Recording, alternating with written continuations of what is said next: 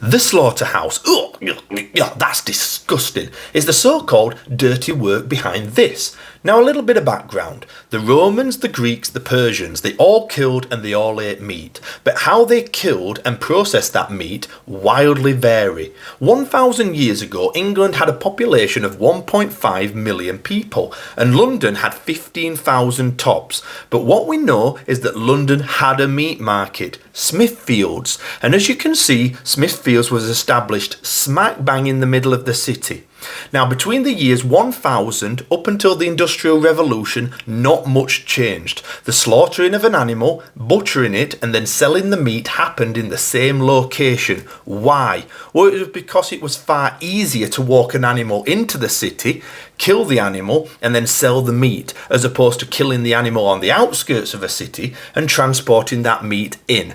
Now, these inner city slaughterhouses didn't follow any laws or regulations. They operated how they saw fit, and this means that animal cruelty was high and hygiene standards were low. They didn't clean their tools and cross-contamination happened daily, and the leftovers from an animal were piled up in the corner, left for the vermin to eat. Now, everything changed during the Industrial Revolution. Within 50 years, London's population grew by 1.5 million people. This created a new market for the butchers, but it also created a huge, glaring, ugly problem. More people, more markets, more slaughterhouses.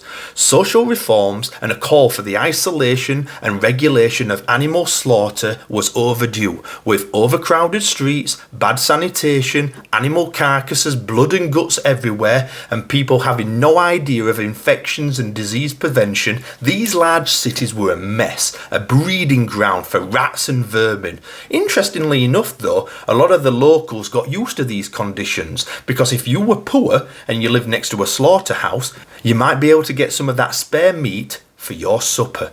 Now, throughout the 19th century, pamphlets were circulated arguing in favour of removing slaughterhouses from the cities and relocating them to the rural settings or outskirts. And by 1843, even local London residents had signed a petition against the expansion of the current meat market. And by 1852, an Act of Parliament gave permission to build several new markets in the city. But these were just markets. The slaughtering process was moved to the outskirts of the city, and by the late 19th century, public health was becoming a pressing issue. Local authorities were given more power to regulate markets and the slaughter of animals, but nobody listened, and we know this due to the Town Police Clauses Act of 1847, which created licensing and registration systems, although very few slaughterhouses were closed or sanctioned. Now, veterinary scientists, notably George Fleming and John Gamgees, they campaigned for stringent levels of inspection,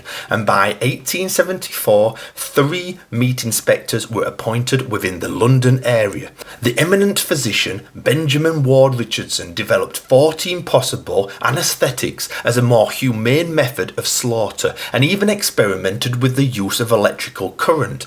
By 1853, he designed a lethal gas chamber that would gas animals to death with very little pain. And towards the end of the 19th century, refrigeration of meat was introduced, and this allowed meat to be transported longer and safer than ever before. And all this resulted in 1910, when a brand new abattoir in Edinburgh, Scotland was introduced, and it had well-lit laboratories, hot and cold running water, gas, microscopes, and equipment for cultivating organisms, all very different from days gone by.